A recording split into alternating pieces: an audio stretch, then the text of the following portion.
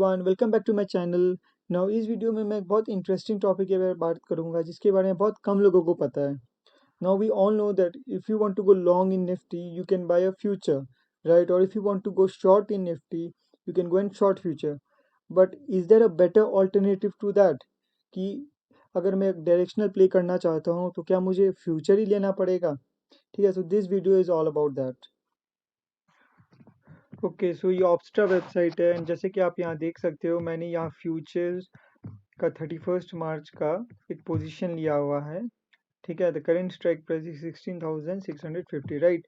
सो अगर आप पे ऑफ चार्ट देखते हो, सो बेसिकली फ्यूचर्स में क्या होता है कि प्रॉफिट एंड लॉस एकदम लीनियर होता है। It's a linear chart, right? अगर आपको जितना प्रॉफिट होगा लीनियरली लॉस भी उतना ही होगा। अगर मार्केट 1 पॉइंट बढ़ता है तो आपको प्रॉफिट भी 1 पॉइंट होगा, एंड अगर लॉस होता है सो लॉस भी 1 पॉइंट होगा। So we all know about this, right? Futures is all about that.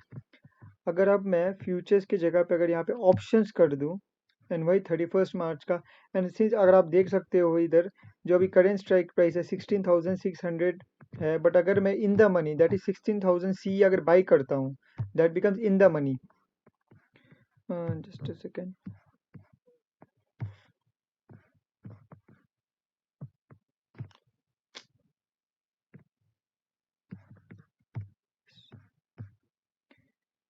Yes, so आप देख सकते हो the graph is similar on the upper side, but ये बहुत फ्लैट हो जा रहा है on the down side, right? So अगर आप लॉन्ग हो, अगर आपको लगता है कि Nifty will increase, so instead of going to buy a future you can also buy in the money call option. उससे क्या होगा कि देखो अगर मार्केट ऊपर जाता है तो आपका प्रॉफिट भी लीनियरली ऊपर ही जाएगा, but the advantage of buying in the money call option is that कि अगर लॉसेज हो जाए, जब मार्केट आपके डायरेक्शन में ऑपोजिट डायरेक्शन में मूव कर जाए तो आपके लॉसेस लीनियरली नहीं इंक्रीज होंगे।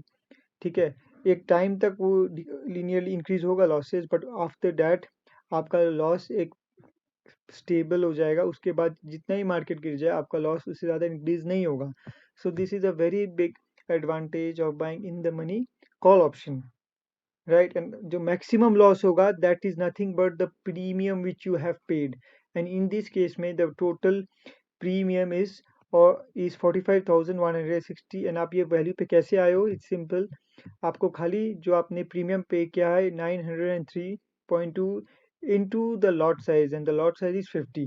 ठीक है, and the one more advantage of that is जो आप प्रीमियम पे करते हो ना, that is the total margin that is required.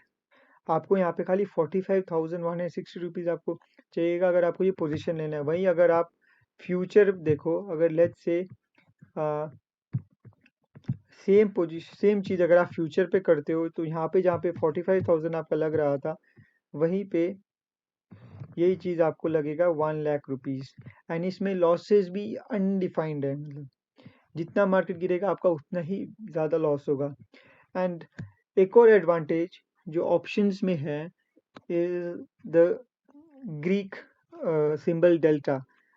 ऐसा आपको पता ही होगा कि इन the money deep in the money call option का आपका जो डेल्टा होता है दैट इज क्लोजर टू 1। सो अगर मार्केट इंक्रीज होता है सो क्या होगा कि आपका प्रीमियम भी लीनियरली इंक्रीज होगा with the spot price, right? लेकिन अगर मार्केट डिक्रीज होता है, अगर आपका जो स्ट्राइक प्राइस है it comes closer to the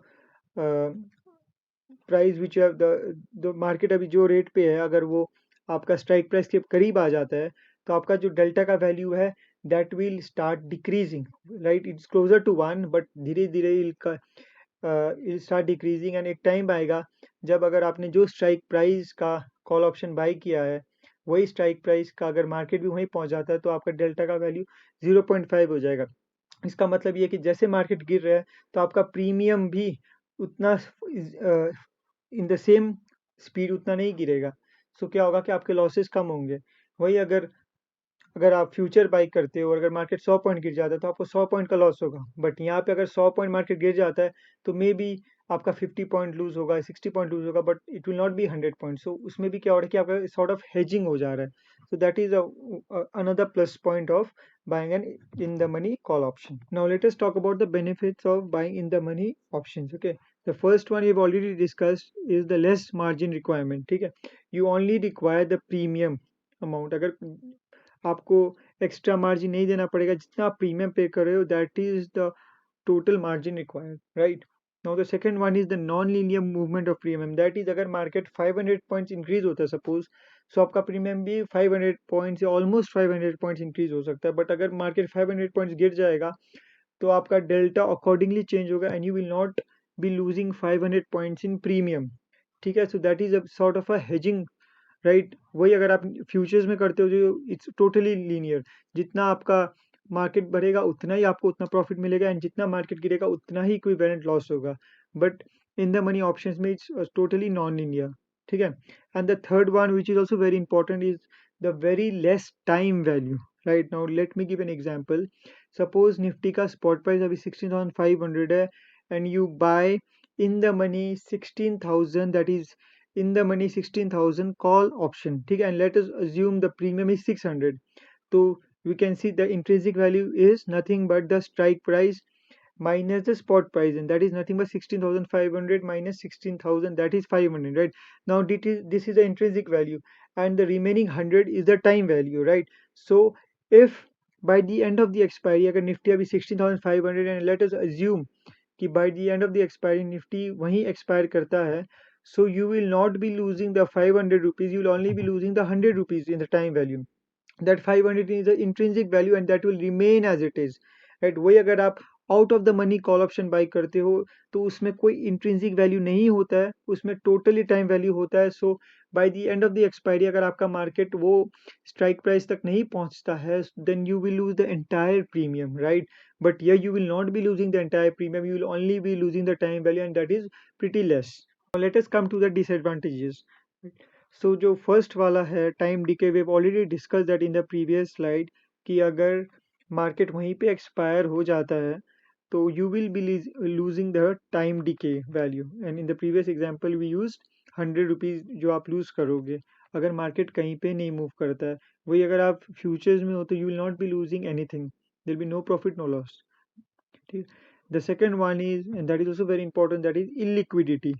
अब इंडिया में क्या है ना, ऑप्शंस में बहुत कम लिक्विडिटी है, specially in the money options में, राइट? सो आपको हर स्ट्राइक प्राइस पे आप नहीं ट्रेड कर सकते, आप उसी पे ट्रेड कर पाओगे जिसमें आपको बहुत सारे बायर्स एंड सेलर्स होंगे। And secondly, when you have already bought and you want to sell the option finally, तभी भी आपको